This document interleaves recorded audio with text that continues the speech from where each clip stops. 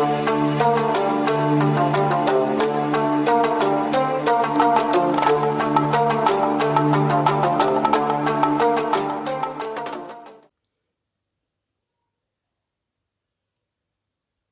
Friends, मैं Sachin Chauhan smart study with S Chauhan के इस चैनल पर आप सभी का स्वागत करता हूं।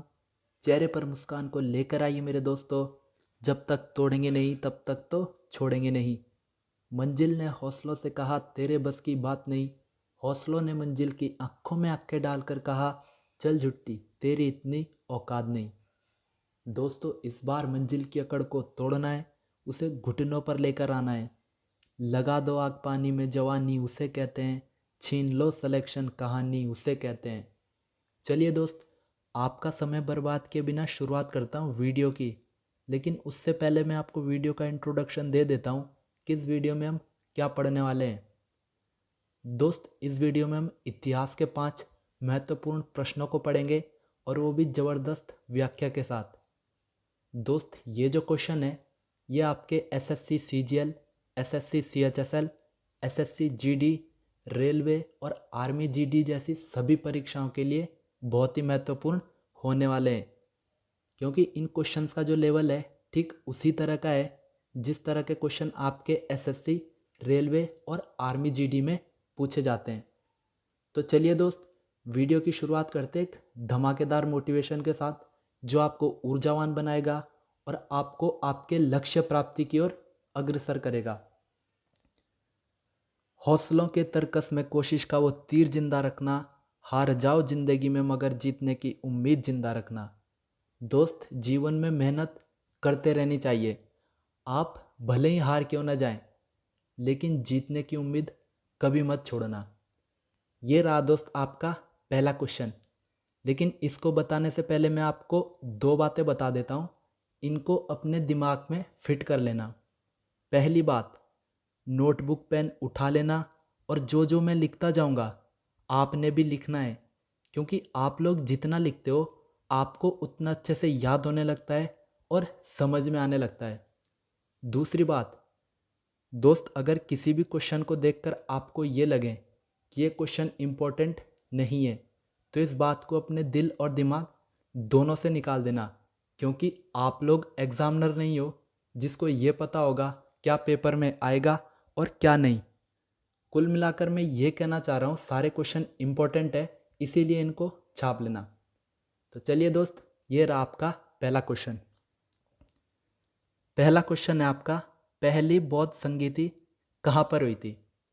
इसका सही आंसर हो जाएगा ऑप्शन ए, राजगृह या राजगीर में। दोस्त, पहली जो बौद्ध संगीति हुई थी वो हुई थी आपकी राजगृह में, जिसको राजगीर भी कहा जाता है।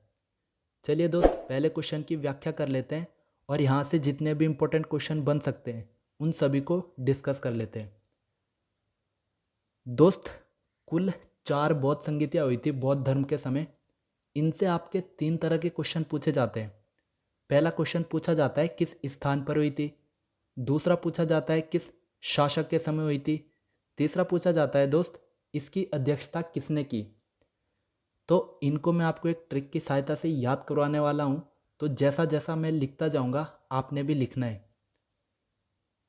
दोस्त, जैसा मैंने अभी बताया कुल 4 बौद्ध संगीतियाँ हुई थी, पहली, दूसरी, तीसरी और चौथी। पहला क्वेश्चन बनता है आपका किस स्थान पर हुई थी। तो पहले स्थानों को नोट कर लेना। पहली हुई थी राजगृह या राजगीर में, दूसरी हुई थी वैशाली में, तीसरी हुई थी पाटलिपुत्र में, चौथी हुई थी कुंडलवन में। अब सवाल उठता है इसको याद कैसे किया जाए। तो दोस्त, इसके लिए आपको एक शब्द याद करना पड़ेगा और वो शब्द क्या है? वो शब्द है आपका रा वे पा कु। दोस्त, इस शब्द को इसी क्रम में आपने याद रखना है। शब्द क्या है हमारा? रा वे पा कु, जिसमें रा से हो जाएगा राजगृह, वै से हो जाएगा वैशाली, पा से हो जाएगा पाटलिपुत्र, को से हो जाएगा दोस्त आपका कुंडलवन। अगला क्वेश्चन बनता है इसमें किस शासक के समय हुई थी। तो आपने शासक भी याद रखने। पहली बौद्ध संगीति अजात शत्रु के समय हुई थी, दूसरी काला अशोक के समय हुई थी, तीसरी अशोक के समय हुई थी और चौथी कनिष्क के समय हुई थी। अब सवाल उठता है इनको याद कैसे किया जाए। तो दोस्त इसके लिए भी आपको एक शब्द याद रखना पड़ेगा, और वो शब्द क्या है? वो शब्द है हमारा अका अक। शब्द क्या है दोस्त? हमारा शब्द है अका अक। आपने इस शब्द को इसी क्रम में याद रखना है, जिसमें अ से हो जाएगा आपका अजात शत्रु, का से हो जाएगा कालाशोक, अ से हो जाएगा अशोक, क से हो जाएगा दोस्त आपका कनिष्क। तीसरा क्वेश्चन बनता है, इन बौद्ध संगीतियों की अध्यक्षता किसने की, या इनका जो अध्यक्ष था वो कौन था? तो दोस्त इसमें आपने केवल पहले और चौथे का अध्यक्ष याद रखना है, क्योंकि यही आपके सबसे ज़्यादा एग्जाम में पूछे जाते हैं। तो पहली बौद्ध संगीति की अध्यक्षता की थी महाकश्यप ने, दूसरे की थी सबा कामी ने, तीसरे की थी मोगली पुत्तिस ने, और दोस्त चौथी बौद्ध संगीति का अध्यक्ष बहुत ही इंपॉर्टेंट है, कई बार पूछा जा चुका है। चौथी बौद्ध संगीति की अध्यक्षता की थी आपकी वसुमित्र ने, और इस बौद्ध संगीति का जो उपाध्यक्ष था चौथी बौद्ध संगीति का, उसका नाम था अश्वघोष। दोस्त यही क्वेश्चन आपका सबसे ज़्यादा पूछा जाता है। एकमात्र ऐसी बौद्ध संगीति थी जिसमें अध्यक्ष भी था और उपाध्यक्ष भी था। तो दोस्त आपने अध्यक्ष याद रखना है वसुमित्र, उपाध्यक्ष याद रखना आपने अश्वघोष। तो दोस्त पहले क्वेश्चन के बारे में आपने इतनी सारी बातें याद रखनी है। दोस्त जीवन में मेहनत इतनी शिद्दत से करना ताकि तुम्हारे माँ बाप को लगे उन्होंने एक शेर को पाला है, एक शेरनी को पाला है। सिंह बनो, सिंहासन की चिंता मत करना, तुम जहाँ बैठोगे वहीं सिंहासन बन जाएगा, लेकिन उसके लिए आपको पहले मेहनत करनी पड़ेगी। ये रहा दोस्त आपका अगला क्वेश्चन, काकोरी कांड कब हुआ था? इसका सही आंसर हो जाएगा ऑप्शन बी, 9 अगस्त 1925 को। दोस्त काकोरी जो कांड हुआ था वो हुआ था आपका 9 अगस्त 1925 को। चलिए दूसरे क्वेश्चन की व्याख्या कर लेते हैं, और यहाँ से जितने भी क्वेश्चन बन सकते हैं उन सभी को डिस्कस कर लेते हैं। दोस्त काकोरी कांड एक लूट थी जिसमें एक ट्रेन को लूटा गया था, और उस ट्रेन में अंग्रेजी सरकार का खजाना था। दोस्त पहला क्वेश्चन यहीं से ये बनता है, काकोरी कांड कब हुआ था, या काकोरी की घटना कब घटित हुई? आपने आंसर करना है 9 अगस्त 1925। दोस्त इसको लूटने का एक ही उद्देश्य था। वो उद्देश्य क्या था? सरकारी खजाने को लूटकर उन पैसों से जो हथियार खरीदा जाएगा उसका इस्तेमाल अंग्रेजी हुकूमत के खिलाफ करना। इस घटना को 10 क्रांतिकारियों ने अंजाम दिया था, और ये जो 10 क्रांतिकारी थे एक संस्था से जुड़े हुए थे जिसका नाम था हिंदुस्तान रिपब्लिकन एसोसिएशन। दोस्त दूसरा क्वेश्चन यही पूछा जाता है आपका, काकोरी कांड को अंजाम देने वाले क्रांतिकारी किस संस्था से जुड़े हुए थे? आपने आंसर करना है हिंदुस्तान रिपब्लिकन एसोसिएशन।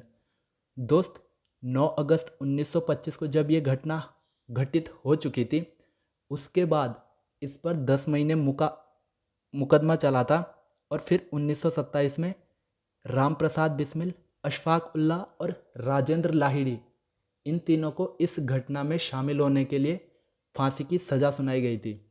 तो दोस्त काकोरी कांड के बारे में आपने इतनी बातें याद रखनी है। दोस्त हार और जीत आपकी सोच पर निर्भर करती है। मान ली तो हारोगी, और अगर ठान ली तो जीतने से तुम्हें किसी का बाप भी नहीं रोक सकता। चलिए दोस्त बढ़ते हैं अपने तीसरे क्वेश्चन की ओर। तीसरा क्वेश्चन है आपका, महात्मा गांधी का जन्म कब हुआ था? इसका तो सही आंसर हो जाएगा ऑप्शन सी, 2 अक्टूबर 1869 को। दोस्त महात्मा गांधी जी का जो जन्म हुआ था वो हुआ था 2 अक्टूबर 1869 को। चलिए महात्मा गांधी के बारे में और कौन कौन से इंपॉर्टेंट क्वेश्चन बन सकते हैं उन सभी को एक एक बार डिस्कस कर लेते हैं। दोस्त गांधी जी पे पहला क्वेश्चन बनता है, इनका जन्म कब हुआ था? आपने आंसर करना है 2 अक्टूबर 1869 को। अगला क्वेश्चन बनता है दोस्त, महात्मा गांधी जी दक्षिण अफ्रीका कब गए? तो आपने आंसर करना है 1893 में। अगला क्वेश्चन बनता है दोस्त इनके ऊपर, महात्मा गांधी जी ने अपना पहला सत्याग्रह कब किया था और कहाँ पर किया था? तो दोस्त आपने आंसर करना है, महात्मा गांधी ने 1906 में अपना पहला सत्याग्रह दक्षिण अफ्रीका में किया था। दोस्त महात्मा गांधी जब 1893 में दक्षिण अफ्रीका गए थे तो वहाँ पर उन्होंने भारतीयों की दुर्दशा को देखा था। उस समय दक्षिण अफ्रीका में जो भारतीय रह रहे थे उनके साथ कई प्रकार के भेदभाव किए जाते थे। उन्हीं के समर्थन में महात्मा गांधी जी ने अपना पहला सत्याग्रह किया था 1906 में। तो दोस्त आपने आंसर करना है, महात्मा गांधी जी ने अपना पहला सत्याग्रह 1906 में दक्षिण अफ्रीका में किया था, भारतीयों के भेदभाव को दूर करने के लिए। अगला क्वेश्चन बनता है दोस्त, महात्मा गांधी भारत कब लौटे थे? आपने आंसर करना है 9 जनवरी 1915 को। दोस्त महात्मा गांधी जब 9 जनवरी 1915 को भारत आए थे, इसी कारण से प्रत्येक वर्ष 9 जनवरी को प्रवासी भारतीय दिवस मनाया जाता है। बहुत इंपॉर्टेंट क्वेश्चन है दोस्त, आपने याद रखना है। अगर आपसे पूछे महात्मा गांधी भारत कब लौटे, आपने आंसर करना है 9 जनवरी 1915। अगर आपसे पूछे प्रवासी भारतीय दिवस कब मनाया जाता है और क्यों मनाया जाता है, आपने आंसर करना है 9 जनवरी को मनाया जाता है क्योंकि इसी दिन 9 जनवरी 1915 को महात्मा गांधी भारत लौटे थे। अगला क्वेश्चन बनता है दोस्त, महात्मा गांधी जी ने भारत में अपना पहला सत्याग्रह कब और कहां पर किया था? तो आपने आंसर करना है 1917 में चंपारण, बिहार में एक जगह है, वहां पर किया था। और ये सत्याग्रह था इनका नील के जो किसान थे, नील की खेती करने वाले किसान, उनके समर्थन में। कंफ्यूज मत होना दोस्त, अगर आपसे पूछे महात्मा गांधी जी का पहला सत्याग्रह, तो वो क्या था उन्होंने 1906 दक्षिण अफ्रीका में भारतीयों के समर्थन में। लेकिन अगर आपसे पूछे भारत में पहला सत्याग्रह कब और कहाँ किया था, आपने आंसर करना है 1917 चंपारण, जो कि बिहार में एक जगह है, नील किसानों के समर्थन में। अगला क्वेश्चन बनता है दोस्त, महात्मा गांधी ने केसर है हिंद की उपाधि कब त्यागी थी? इसका सही आंसर हो जाएगा जलियांवाला बाग हत्याकांड के बाद। महात्मा गांधी को एक उपाधि दी गई थी, या उपनाम भी कह सकते हो आप इसे। वो क्या था? केसर ए हिंद। इस उपाधि को दोस्त महात्मा गांधी ने जलियांवाला बाग हत्याकांड हुआ था 1919 में, उसके बाद इसे त्याग दिया था। अगला क्वेश्चन बनता है दोस्त, महात्मा गांधी को महात्मा की उपाधि किसने दी? आप लोग लिखते होंगे महात्मा गांधी, तो इस गांधी के आगे जो है महात्मा शब्द लगा हुआ है, ये भी एक उपाधि है, और ये उपाधि दी थी इनको रविंद्रनाथ टैगोर जी ने। तो अगर आपसे पूछे महात्मा गांधी जी को महात्मा की उपाधि किसने दी, आपने आंसर करना है रविंद्रनाथ टैगोर ने। अगला क्वेश्चन बनता है दोस्त, महात्मा गांधी जी की पत्रिकाओं से। दोस्त महात्मा गांधी जी ने 3-4 पत्रिकाओं का प्रकाशन करवाया था, और वो पहली पत्रिका थी इनकी यंग इंडिया, दूसरी पत्रिका थी इनकी नवजीवन, और तीसरी पत्रिका थी दोस्त इनकी हरिजन। बहुत ही इंपॉर्टेंट है, 3 की 3 पत्रिकाएं आपकी एग्जाम में पूछी जा चुकी है और आगे भी पूछी जा सकती है। तो अगर आपसे पूछे महात्मा गांधी जी की पत्रिकाएं कौन कौन सी है, आपने आंसर करना है यंग इंडिया, नवजीवन और तीसरी हरिजन।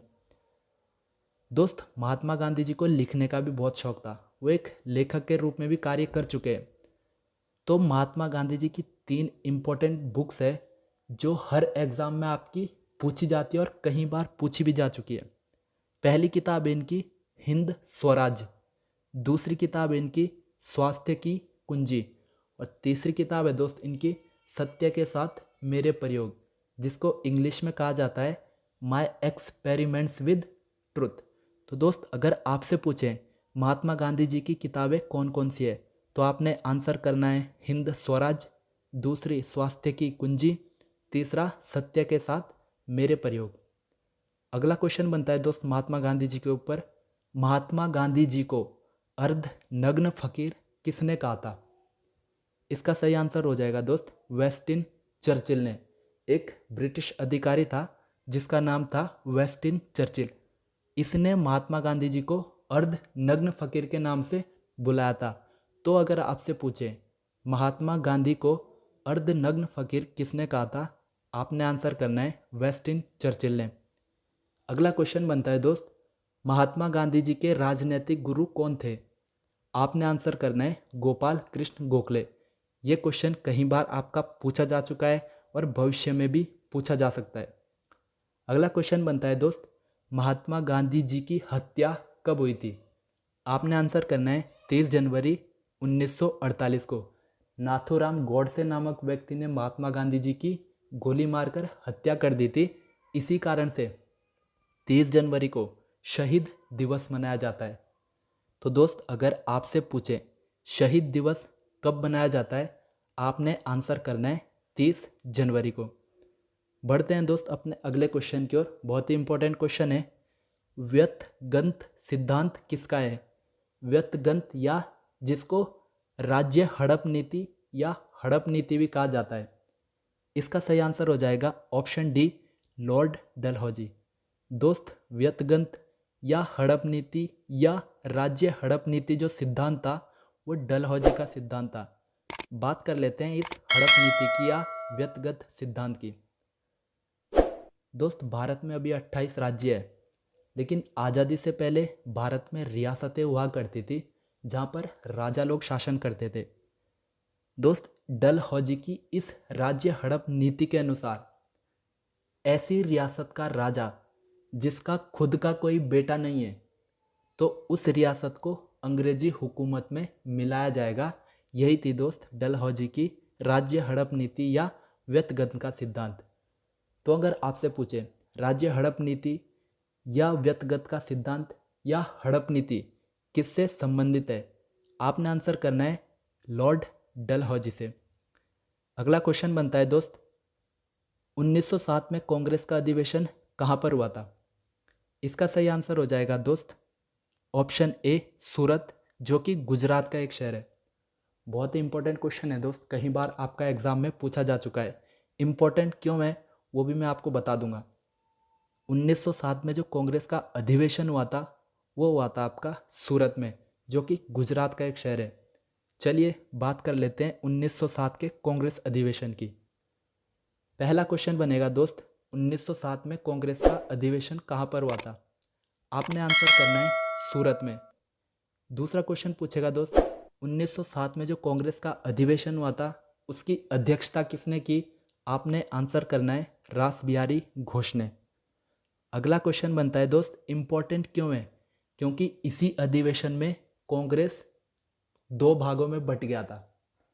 क्वेश्चन ऐसे भी पूछा जाता है कांग्रेस का विभाजन किस वर्ष हुआ था? तो आपने आंसर करना है 1907 में। क्वेश्चन ऐसे भी बन सकता है दोस्त, कांग्रेस का विभाजन किस अधिवेशन में हुआ था? आपने आंसर करना है 1907 सूरत अधिवेशन में। दोस्त इसमें जो है कांग्रेस दो भागों में बट गई थी, इसी कारण से ये अधिवेशन जो है इम्पोर्टेंट है। दोस्त कांग्रेस के ऊपर बात कर लेते हैं, क्योंकि इस संस्था से जो है कई क्वेश्चन आपके एग्जाम में पूछे जा चुके हैं। कांग्रेस के बारे में आपने पहला पॉइंट याद रखना है, इसकी स्थापना। दोस्त इसकी स्थापना 28 दिसंबर 1885 को हुई थी। अगला क्वेश्चन बनता है इसके संस्थापक, जिसने कांग्रेस की स्थापना की, तो वो थे दोस्त ब्रिटिश अधिकारी A.O. ह्यूम। इसके संस्थापक जो थे दोस्त वो थे A.O. ह्यूम। अगला क्वेश्चन बनता है दोस्त, कांग्रेस की पहली महिला अध्यक्ष कौन थी?